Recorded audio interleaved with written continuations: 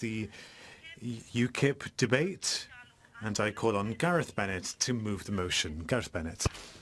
Diolch Llywydd, and thanks for the opportunity of bringing this debate today. As many of us know, moving from one rented property to another can sometimes be difficult. I do understand this, as I have never had a residential mortgage and hence have never been an owner-occupier. So I have spent a lot of time in my life living in the private rented sector. Oddly though, I do also have a buy-to-let mortgage, so I have also been a landlord. Hence I have also dealt with tenants from the other viewpoint. So I do need to declare an interest when I deal with housing issues. But I also hopefully have a reasonable insight in that I have been able to view the whole issue of property ownership and renting from both sides of the fence. To go back to what I was saying at the start, moving is usually a difficult and sometimes traumatic time. This can apply to private renters, some of whom, of course, are entire families, as much as it does to owner-occupiers moving up or down the property ladder. Increasingly, in a UK facing a housing shortage, there can be problems with finding the right property and then securing it before it gets snapped up. Allied to this difficulty is the expense involved. Some of the expense incurred in moving is largely unavoidable. However, there are also added expenses which are not only questionable, but often downright unfathomable. These are letting agency fees. In England and Wales, this is a largely unregulated area. In the 1980s, when property prices began to become an exciting topic of conversation for more and more so-called upwardly mobile people throughout the UK, it was often sniffily remarked that while solicitors and accountants required some kind of examination process to become qualified, there was no such requirement for estate agents and letting agents. Although since 1981 we have had the trade association called the Association of Registered Letting Agents, or ARLA, that situation of non-regulation remains largely the case today. ARLA attempts to set a required code of conduct for letting agents, but the crucial difference here is that one does not have to become a member of ARLA to practice as a letting agent. It isn't like the Bar Council or the British Medical Association. To quote a report from the House of Commons Library from March 2015, there is no overarching statutory regulation of private sector letting or managing agents in England, or any legal requirement for them to belong to a trade association, although many letting and managing agents submit to voluntary regulation. End of quote. The situation here in Wales is slightly different in that we have already passed the Housing Wales Act 2014. This introduced a compulsory registration scheme covering both private landlords and letting and management agents, overseen by the new public body called Rent Smart Wales. This licensing system provides a useful starting point for the subject that we are looking at today, since we now already have the regulatory framework in Wales to deliver further standards regarding the precise issue of letting agency fees. Why is this now such a burning issue? Well, with the dearth of available council housing and social housing, more people are having to go into the private rented sector to find suitable property to move into.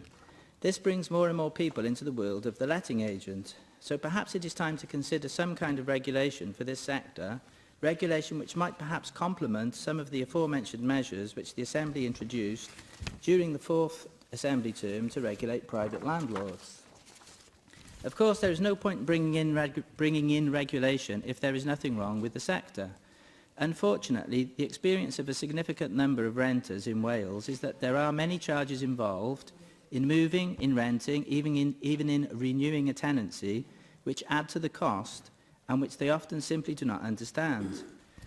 Shelter Cymru, in a recent report, found that 1 in 3 tenants using letting agencies paid more than £200 in agency fees to begin a tenancy.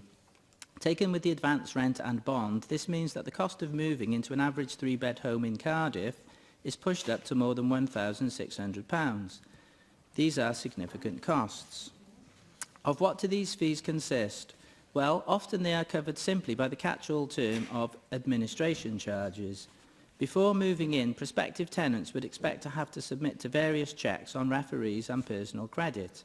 However, many of these checks are not particularly costly to carry out, hardly justifying the sometimes exorbitant fees which are in some cases levied upon the prospective tenants.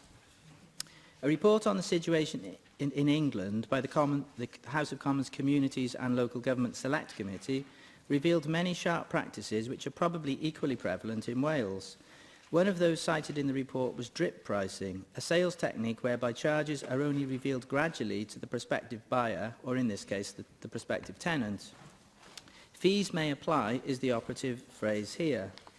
There can sometimes be double charging, where both landlord and tenant are charged by the agency for carrying out the same checks. In some cases, the landlord doesn't know that the agency is charging the prospective tenant. In cases where there are multiple applications for the same property, the agents can make money from a number of prospective tenants, most of whom don't actually move in. And prospective tenants looking for a new home can find themselves forking out for credit checks and other administration fees several times over before being able to finally, hopefully, move into a property. Perhaps the most pernicious type of these fees are repeat charges for sitting tenants who are simply renewing their existing tenancy. In this case, credit checks and personal references should no longer be required, but the more unscrupulous kind of letting agent will still apply a highly mysterious charge. Of course, letting agents do face costs, but their staple source of income is supposed to come from their percentage commission on the monthly rent on a property, which they rightly take from the landlord. So excessive administration fees are simply a healthy bonus payment for them. In November 2015, the Consumer Rights Act came into law, a piece of Westminster legislation which also applied to Wales. This was supposed to force letting agents to be transparent when displaying their charges, so that consumers, in this case prospective tenants, could make an informed choice as to which agent they wanted to use. Unfortunately, when Shelter Cymru investigated how well this was operating in the early months of 2016, they discovered widespread flouting of the law. They carried out a mystery shop of 85 letting agents across Wales to see how they displayed their charges and whether or not these charges remained consistent. The law requires agents to show a full list of fees in the office and on the website. More than half, 52%, of agents did not display an actual fee, or indeed any way in which the fee could be calculated. More than half the agents stated a different fee when contacted by telephone to what was stated on their website. So, what needs to be done now? Well, I am sometimes slightly dismayed by the extent to which we seem to follow Scotland's path here in the Assembly. On this occasion, though, if we do look north, then we find that there is a legislative course which we could perhaps follow. In November 2012, the Scottish Parliament voted to approve new legislation which outlawed all tenancy charges apart from rent and a refundable deposit. This move then impacted on England. In July 2013, the Commons Select Committee on Communities and Local Government compiled a report on the private rented sector. Following Scotland's lead on letting agency fees was considered at that point, but the committee sensibly decided to wait for more evidence to emerge from Scotland as to what effect the Scottish legislative changes had had on the Scottish private rented sector. In March 2015, the same Commons Committee published a report in which they gathered together the evidence from Scotland and had another look at the situation. A major worry was that, if letting agents were no longer able to charge tenants for various checks, then they might charge the landlords instead, and the landlords would simply pass the fees on to the tenants in the form of rent increases. However, the Commons investigation found no clear evidence that rents had risen as a result of the abolition of letting agency fees. The committee's recommendation was that there should be a comprehensive impact assessment on the effects of introducing a similar ban in England. Since then, in the recent autumn statement, the Chancellor stated that ministers will bring in a ban as soon as possible. Is a blanket ban on fees what we want, though? Will such a ban be enforceable? And if such a ban does come in, will it simply push up rents? In terms of enforcement, we need to go back to the example of Scotland. There it was actually illegal to charge premiums, that is, fees charged at the start of a tenancy, after the Housing Act Scotland passed by the Westminster Parliament back in 1984.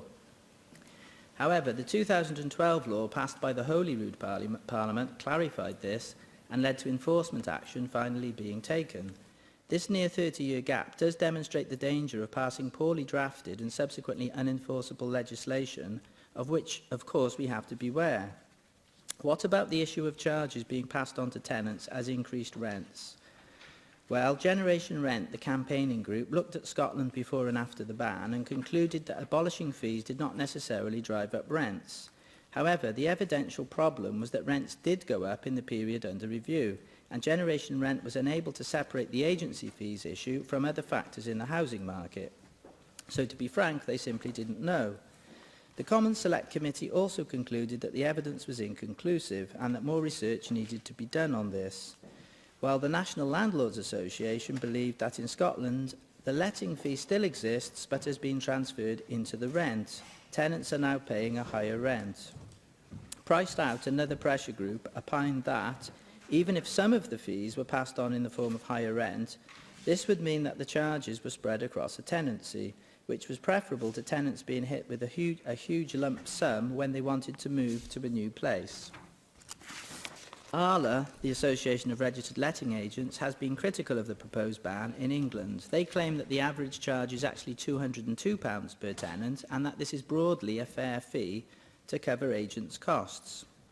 The Residential Landlords Association says that it would have been better to improve the transparency of fees charged by agents by forcing them to publicise their charges and what the charges actually cover, rather than have a blanket ban. The problem with this is that the Consumer Act legislation already did this, covering England and Wales, and Shelter Cymru's evidence seemed to conclusively reveal that it had had little effect on the commercial behaviour of many letting agents. So, if you want to deal with this problem, you have probably got two options. You could call for complete transparency. This would mean agents having to publish a full breakdown of fees alongside any property advert. It would also forbid double charging and would force letting agents to reveal all of the tenancy charges to the landlords they were working for. But this is already provided for in the Consumer Rights Act and, in actuality, probably doesn't really function very well in the housing sector. The other option is to have a blanket ban and to make all fees and charges other than rents and deposits unlawful when charged to the prospective tenant. There could be a case for either option. But as earlier legislation has failed, it seems to me that we may now need to address this as a legislative issue targeted purely at the letting agents, hence the debate which UKIP Wales has brought here today. I have selected the 4 amendments to the motion and I call on Sian Gwenllian to move amendments 1, 3 and 4 tabled in the name of Rhina Bjorwerth. Thank you very much, Llywydd, and I move the amendments. I also declare an interest as the mother of 4 young people who have paid a huge amount in letting fees over the years. Plaid Cymru is pleased to support this motion to abolish fees charged by letting agents. As you know, we introduced amendments to that end during the debate on the Renting Homes Bill, and at that time we were supported by the Liberal Democrats and the Conservatives during that debate, and it's clear from the motion before us today that UKIP too would have supported those very amendments, which means that the only party that hasn't yet publicly committed to abolish letting agent fees is the Labour Party, but the government amendment too do provide some hope, and I very much hope that by the end of today they too will be supporting abolishing these problematic fees, and I look forward to seeing that happen this afternoon. Amendment 1, therefore, regrets that the previous Assembly didn't take the opportunity to ban these fees at an earlier stage. I apologise. The aim of our second amendment is to add to the motion and to call for consideration to be given to how unfair fees could be avoided, or increases in the fees charged by leaseholders, and therefore the second amendment expands this field, and these cuts are often similar to large letting fees in the sense that the client is already tied into a long-term agreement without the ability to shop around and will often have to pay a high price for a service which often simply isn't provided. And large increases in fees can also create difficulties in selling a flat or another property, which can mean that an individual cannot move as one would wish. The final amendment relates to a story covered in the media a few weeks ago where it was claimed that the government had told its backbenchers that the reason they weren't voting in favour of the Plaid Cymru amendment to ban letting agent fees because there were legal questions on legislative competency of the Assembly. Now, that's not the case put forward publicly by the government at the time, and one would need to ask a question as to why they didn't make that case at that time.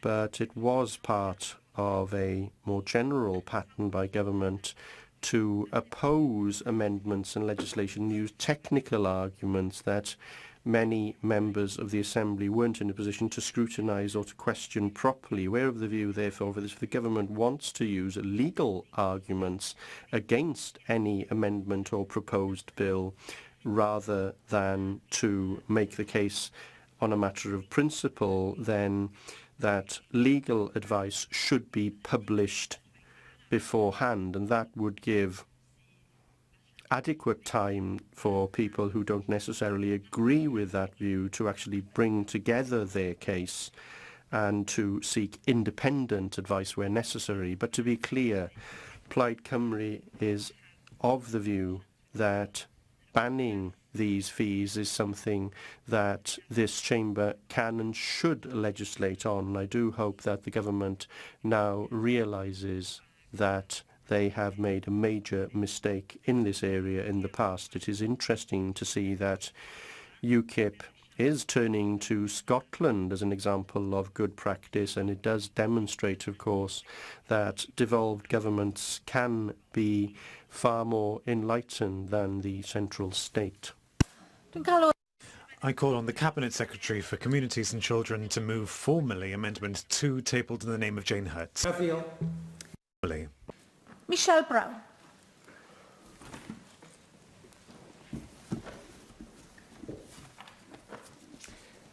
Thank you, Presiding Officer.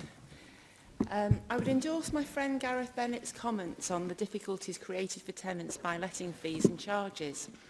The issue of tenancy and letting agent fees is not confined to fees for credit checks and referencing before at the start of the tenancy, though. There are frequently schedules of pre-agreed fixed costs for breakages, repairs, etc., and other charges imposed during the tenancy which provide unscrupulous letting agents, and for that matter landlords, with the opportunity to exploit and overcharge tenants. Welsh Tenants, an organisation which acts as a voice for tenants in Wales, provides an example of a letting agent schedule of fees and charges on its website.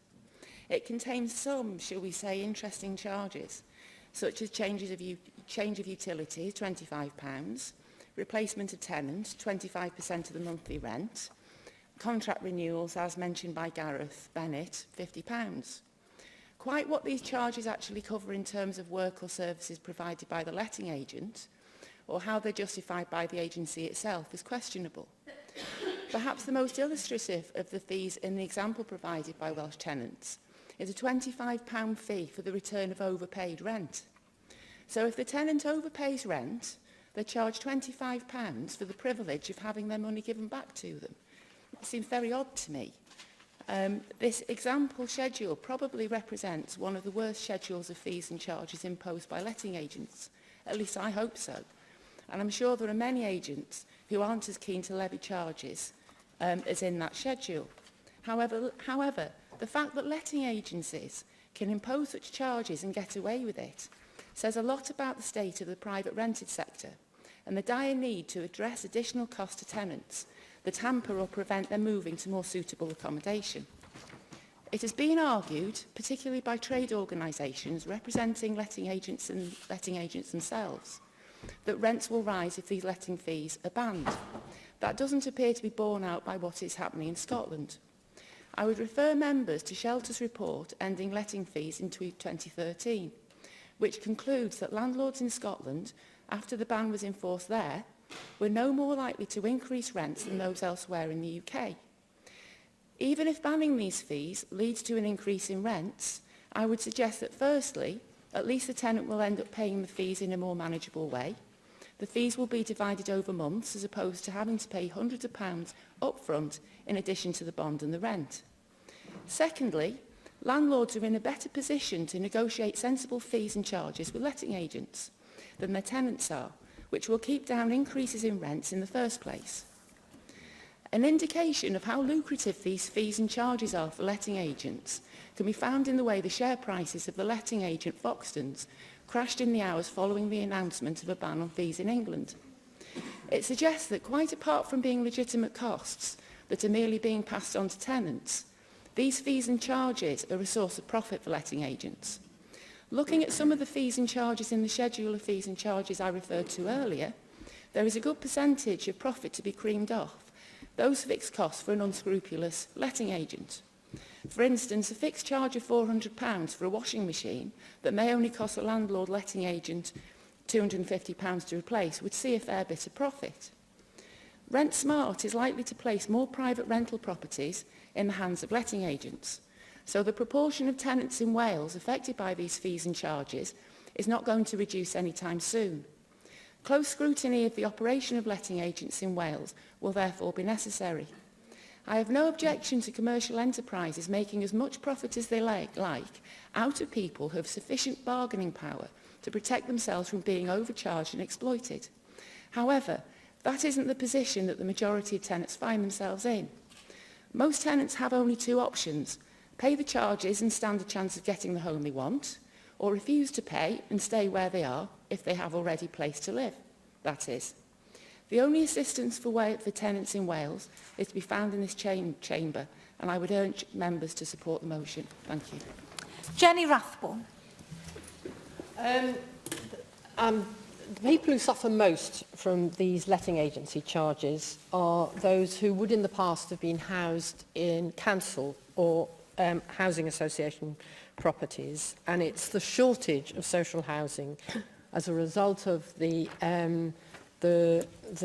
right to buy legislation and the failure to replace those homes with new homes, which has driven people eligible for employment and support allowance into the private rented sector. And there are many vulnerable people in poor health living on benefits being forced to move every year, even if they're model tenants. And the letting agency fee has to be paid for out of their employment and support allowance.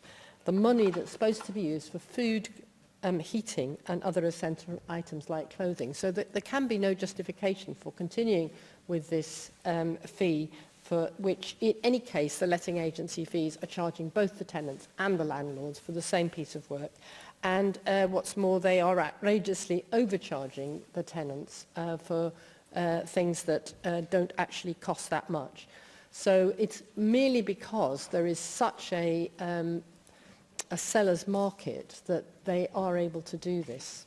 So the solution has to be to abolish letting agency fees and ensure that any fees that need to be charged are imposed on the landlord. Just as it happens with estate agents who are buying and selling properties, it is the seller who pays the fee. So I hope that we will be able to resolve this matter, and obviously I'm hoping that good luck will shine on me when the ballot for individual members' bills comes up in January, and that I might be chosen so that I can introduce such a bill. But I hope that whoever is lucky on that day will also consider this a very important matter. David Melding. Diolch yn fawr, Llywydd, and can I welcome this UKIP debate and also commend the opening speech by Gareth Bennett, which analysed very effectively and thoroughly the current situation. I thought made a very persuasive case. So we do give a general welcome to this policy shift, and I think it's very important to reflect the change in society. We now have generation rent. It will take us a long time to build the quantity of houses we need to really have an effect on supply and therefore reduce the average cost of housing, which would definitely be in the public interest. However, that is achieved through private or social or a combination of both types of house building. So I very much welcome the fact the Chancellor identified this subject as worthy of attention and has suggested a ban on letting agency fees. I'm not sure it's been mentioned so far, but I mean, in the last 10 or 15 years, there's been a general increase in the charges that have been made by letting agents. And there's also very little consistency in the approach, and a couple of members have mentioned this, but they seem sometimes a random attempt just to get an extra charge at a time when a potential tenant has little power really to object. And in any case, for the operation of the market, it would be better if these costs were met by the landlord, or landlady indeed, who can seek the most efficient type of service and is in a position to bargain effectively. We've heard that there's already experience of how the reform might operate in Scotland, where they have banned the fees, and whilst there's been a general increase in rentals in the last, well, you know, even since the financial crash, rents have gone up. I don't think there's evidence that the Scottish rents have gone up more than the UK average, so it would suggest to me that banning the letting agency fees has not been borne directly by tenants. It seems to have been largely absorbed. Can I just say on the, we'll abstain on the actual motion just to trigger the amendments, and we'll support all the amendments apart from the final amendment, because I'm not quite sure where we are in terms of the privilege that governments have for legal advice, and they do need legal advice sometimes, and that would be the case of the UK government as well as the government here, so we'll probably abstain on Amendment 4, but then we will support the motion however it is amended. And we do this because I think that the Welsh Government is right to seek to consult with the various stakeholders about the way forward, but I think the general presumption now has to be that these fees should be abolished. Thank you. And I call on the Cabinet Secretary for Communities and Children, Carl Sargent. Presiding Officer, thank comrades for the contribution. Jenny Rathbone has been a champion of this proposal for many months, and she continues to do so, and I'm very grateful for the opportunity to have some conversations with her regarding this very issue. The Welsh Government has consistently demonstrated its commitment to a fair deal for private sector tenants, most recently introducing the Renting Homes Wales Act and the introduction of, indeed, Rent Smart Wales. Llywydd, we are cracking down on rogue agents and landlords and are working to raise standards in the sector. And this debate is not about who cares about the interests of tenants more. It's about one particular proposal whose effectiveness has yet to be proved. The First Minister has already given his assurance that we are actively considering a ban on letting fees to tenants on this issue, and I'm happy to confirm that today. I think just before I continue, it is worth noting Sian Gwethian's contribution today, which was perhaps needed some more meat on the bone around that, the detail of there. I'm very keen and acknowledge the member is across all of parties actually are in this space of considering this proposal, but the member would be wrong to think that the Conservatives in any way supported that the Renting Homes Bill. In fact, they actively sought to derail it, and therefore suddenly they've seen the light about letting agents fees. Actually, they voted against the legislation that we introduced here in this chamber. The other point of fact that the member may wish to consider is that I think she suggested that, that we had shared legal advice with Labour backbenchers. That wasn't ever said and is not true either. If the member didn't suggest that, I apologise, but from her wording, that's what I took from her contribution. But if that's the case, then I acknowledge that too. In terms of the proposals, I believe we all share about some of the practices of letting agents, and Rent Smart Wales will improve the way they're run and their businesses with sanctions if they fail to do so. Legislation brought in via the Consumer Protection Act means agents have to publish their fees up front, but I am also conscious of the shelter survey that went on, and we have to look at this more carefully in terms of what the legislation says. The motion refers quite rightly to concerns about the impact that agent fees can have on tenants and proposes further legislation. I think I understand the thinking behind the motion, but there are two fundamental flaws which we must think through before we legislate. Firstly, it appears to suggest we consider the impact and then move directly and very rapidly to legislation without further consideration.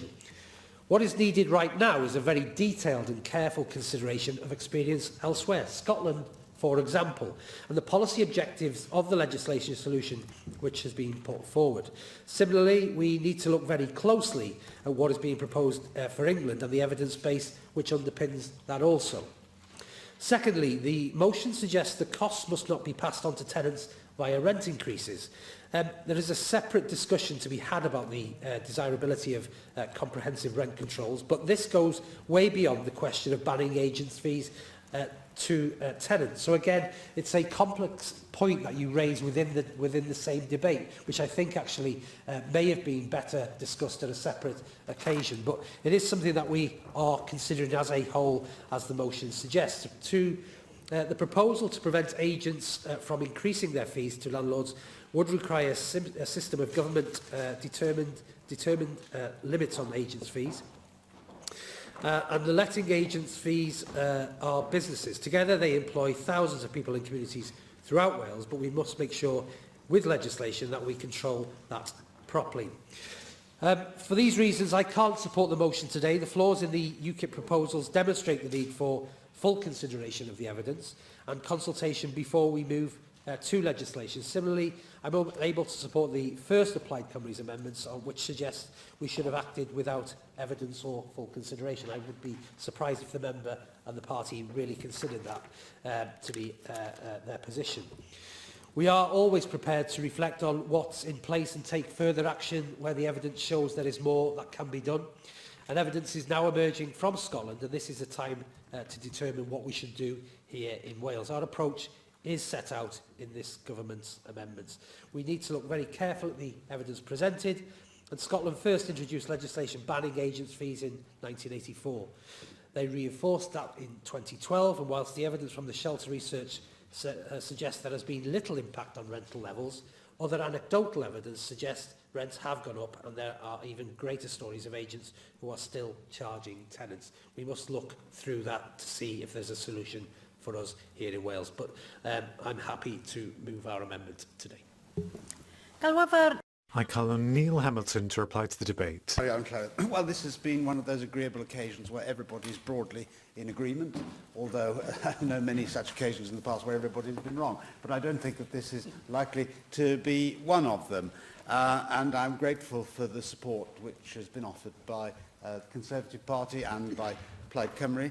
I can say that we, for our part, accept Plaid Cymru's amendments to our motion. It was interesting to hear Sian Gwenllian's point about how sometimes devolved parliaments perhaps can be more enlightened than the parliaments from which they emerged. The opposite can also be true, but I'm in favour of competition, generally speaking, and therefore, if we can gain from the experience of other devolved parliaments, it's a very good thing. So it's one of the advantages of devolution, which I'm happy to accept. Both Jenny Rathbone and my colleague Michelle Brown made reference to the fact that it's a seller's market, and this is where the bulk of the problem arises from, of course, because the letting agents and the landlords effectively have the whip hand, and the tenant does have an inequality of bargaining power which enables the letting agents to get away with these fees. And I hope that Jenny Rathbone is fortunate in the private members' bill ballot as well, and as I know she has been a staunch advocate of these proposed changes for many years. It would certainly be welcome if she had the opportunity to introduce such a measure.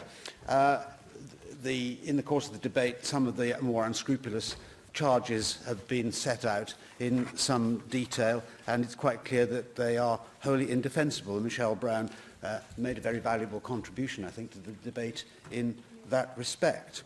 So there does seem to be a widespread agreement on the general principle. I can understand the attitude of the government wanting to look at the experience of such legislation elsewhere, obviously, and the proposals as they are going to be brought in England.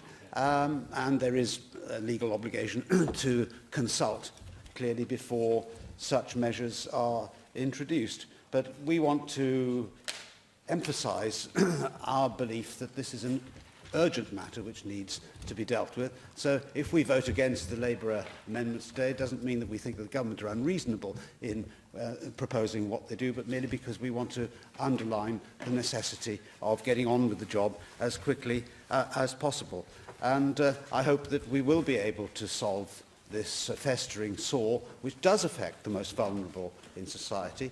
We should be careful, of course, of causing the housing market to seize up, and therefore shouldn't, I think, go down the general route of rent control. But I do believe that unscrupulous fees of this kind ought to be made illegal as soon as possible.